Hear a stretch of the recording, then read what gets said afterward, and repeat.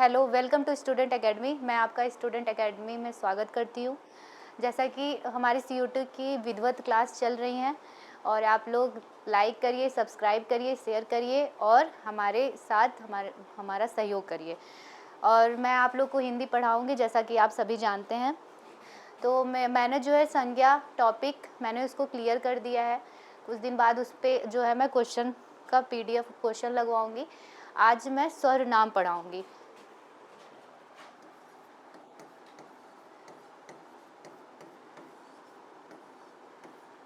सर्वनाम प्रोनाउन।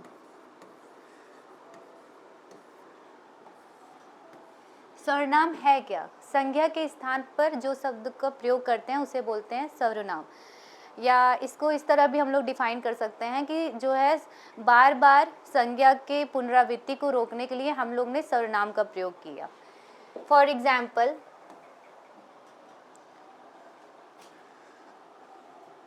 जैसे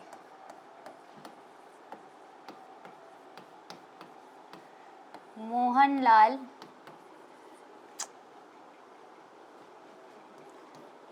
बहुत तेज लड़का है। मोहनलाल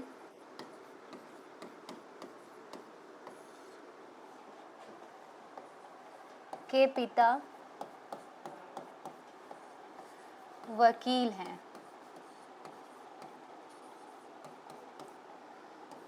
मोहनलाल की माता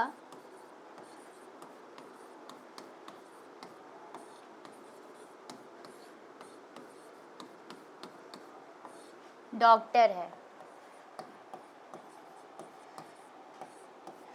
मोहनलाल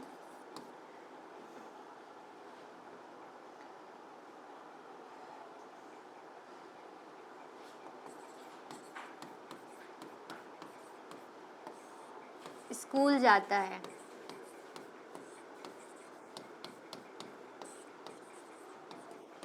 तो यहाँ पर बार बार देखिए मोहनलाल शब्द का प्रयोग आ रहा है। मोहनलाल, मोहनलाल, मोहनलाल। इस झंझट के छुटकारा पाने के लिए हम लोग ने सर्वनाम का प्रयोग किया। अब इसी को सर्वनाम का यूज करके देखें कैसे आएगा। जैसे पहले तो उसका नाम हमेशा की तरह रखेंगे, मोहनलाल।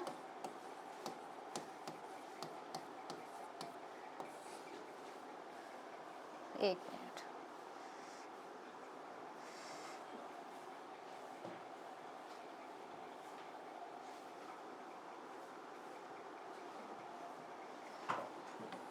एक मिनट। यहाँ मोहनलाल और मोहनलाल की जगह हम लोग सर्वनाम का प्रयोग करेंगे। जैसे मोहनलाल बहुत तेज लड़का है। अब यहाँ मोहनलाल, मोहनलाल के पिता की जगह लिखेंगे उसके पिता वकील हैं। और यहाँ पे करेंगे उसकी माता, और यहाँ वह करेंगे।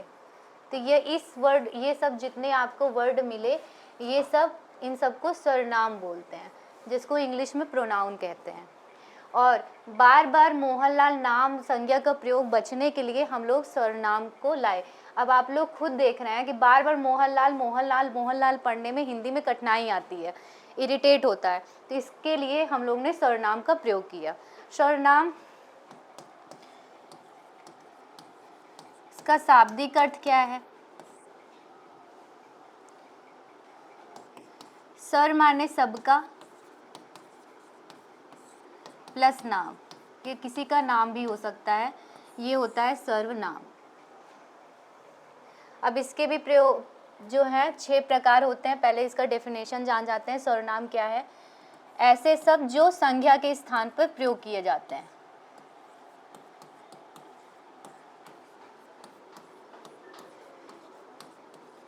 जो संज्ञा के स्थान पे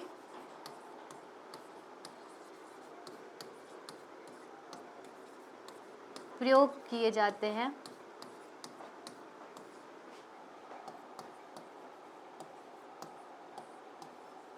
उसे सर्वनाम कहते हैं। इंग्लिश में इसको प्रोनाउन बोलते हैं। इंग्लिश और हिंदी नाउन प्रोनाउन सेम है। देख रहे हैं सर? White red. अब जानते हैं सर्वनाम के कितने प्रकार होते हैं। सर्वनाम के, इसको ध्यान से समझिएगा, सर्वनाम 6 प्रकार के होते हैं। ये बहुत बड़ा क्वेश्चन में आया है। सर्वनाम 6 प्रकार के होते हैं और सर्वनाम विकारी शब्द होते हैं।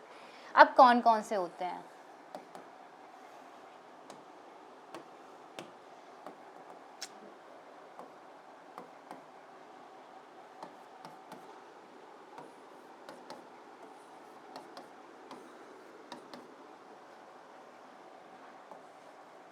पहला आपका आता है पुरुषवाचक,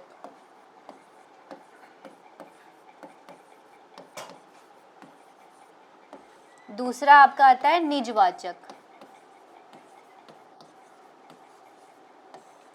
तीसरा आपका आता है अनिश्चयवाचक,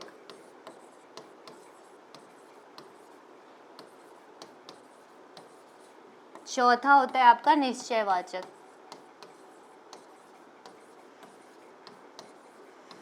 पांचवा संबंधवाचक,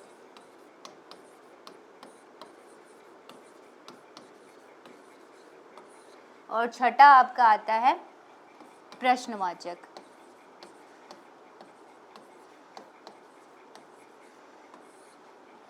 अब पुरुषवाचक भी 3 प्रकार के होते हैं, उत्तम, मध्यम, अन्य।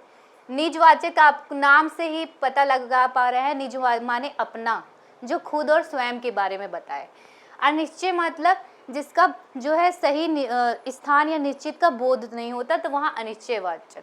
निश्चयवाचक जो एकदम फिक्स हो, निश्चित हो, जैसे यह मेरी पुस्तक है तो मुझे पता है कि यह मेरी ही है, तो वो निश्चितता बताता है, वो निश्चयवाचक में आता है। संबंध जो दो वाक्यों को जोड़ता है, जैसे जो करेगा सो भरेगा, जैसी करनी वैसी भरनी, जो जैसी वैसी जो सो जो वर्ड आते हैं वो संबंधवाचक। प्रश्नवाचक से तो आप लोग सभी ही इतना तो जानते होंगे, प्रश्नवाचक मतलब होता है क्वेश्चन। क्वेश्चन में क्या है, कोई, कौन, कैसे, क्यों, ये सब। अब हम लोग इसको हेडिंग बाय हेडिंग एक एक करके पढ़ेंगे। पहले जान जाइए संज्ञा मूलतः किसी सर्वनाम जो है मूलतः 11 होते हैं। कितने होते हैं? 11। कौन कौन से? मैं, तुम, कौन, क्या। ये क्वेश्चन बहुत बार पूछा है कि सर्वनाम मूलतः कितने होते हैं, तो सर्वनाम मूलतः 11 होते हैं। कौन, क्या, मैं, तुम और आप, और क्या हो गया आपका, यह, वह, जो, सो,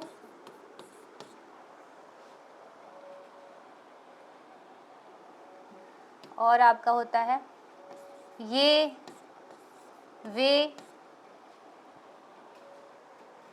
हाँ, तो इतने वर्ड आपके जो होते हैं सर्वनाम मूलतः इतने शब्द होते हैं, ये इतना इम्पोर्टेंट है। अब हम लोग टर्न बाय टर्न पढ़ेंगे कि मतलब कौन कौन से क्या है। पहले हम लोग पुरुषवाचक जानेंगे, फिर इस इंग्लिश में इसको बोलते हैं पर्सनल प्रोनाउन। ये जो आप लोग 3 टाइप पढ़ते हैं, first person, second person, third person, same as Hindi में भी वही है। फिर निजवाचक, फिर अनिश्चयवाचक, निश्चयवाचक, संबंधवाचक, प्रश्नवाचक। ये सर्वनाम, संज्ञा, ये सब एक एक दिन का टॉपिक है, क्योंकि हम लोग बचपन से नाउन और प्रोनाउन पढ़ते आ रहे हैं। अब हम लोग जानते हैं पहला पुरुषवाचक।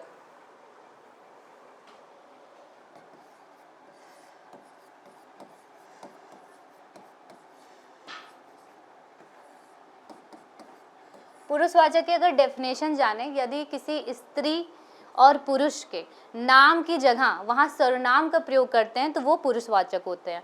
पुरुषवाचक मूलतः 3 प्रकार के होते हैं, मैंने आपको बताया। पहला होता है आपका उत्तम पुरुष,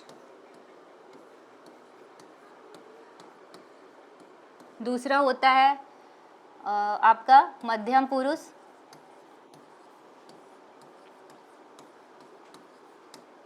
तीसरा होता है आपका अन्य पुरुष,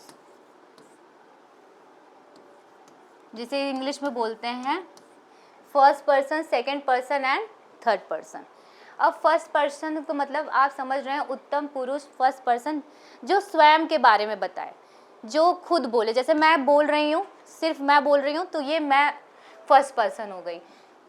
जैसे हिंदी में लेखक को बोलते हैं, लेखक जो लिखता है, जो कहने वाला हो, उसे बोलते हैं उत्तम पुरुष। इसमें वर्ड यूज होता है मैं और हम, जिसको आप मैं हमको आप और भी वर्ड से डिफाइन कर सकते हैं, मुझे, हमारे, हमसे, मुझको, ये सब जो जितने वर्ड आएंगे वो उत्तम पुरुष में आएंगे। लेकिन हिंदी में जो मेरा और तेरा वर्ड होता है इसको अमान माना जाता है, ये वर्ड अगर यूज हुआ तो इसको आप नहीं लेंगे। दूसरा है आपका मध्यम पुरुष। मध्यम पुरुष माने सेकंड पर्सन। सेकंड पर्सन मतलब सुनने वाला, श्रोता। श्रोता को हम लोग बोलते हैं मध्यम पुरुष। जैसे मैं बोल रही हूँ तुम बहुत अच्छी हो, मैं सेकंड पर्सन को बोल रही हूँ। जैसे तुम बहुत चालाक हो, तो मैं आप बहुत अच्छे हैं, तो मैं दूसरे को बोल रही हूँ, दूसरा मेरी बात सुन रहा है, तो उसको बोलेंगे मध्यम पुरुष। इंग्लिश में बोलते हैं सेकंड पर्सन।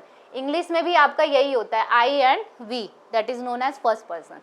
सेकंड पर्सन आपका जो सुनने वाला हो, अब श्रोता का जो रूप काम करे। और इसमें कौन से वर्ड आएंगे? तुम आएगा, आप आएगा, ये सब वर्ड आपके आ जाते हैं मध्यम पुरुष में। अब अन्य पुरुष। अन्य पुरुष माने थर्ड पर्सन। थर्ड पर्सन,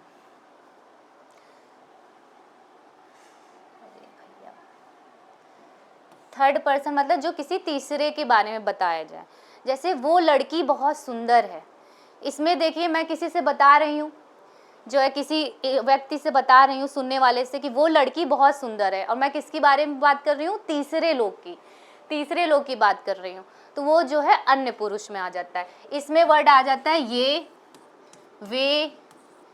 जैसे वो बहुत सुंदर है। अब जैसे पहले का अगर हम लोग उत्तम पुरुष का ले लें एग्जाम्पल, उत्तम पुरुष का एग्जाम्पल ले लें, जैसे मैं वहाँ जा रही हूँ, अपने बारे में जो बता रहा है, मैं वहाँ जा रही हूँ, मैं पढ़ रही हूँ।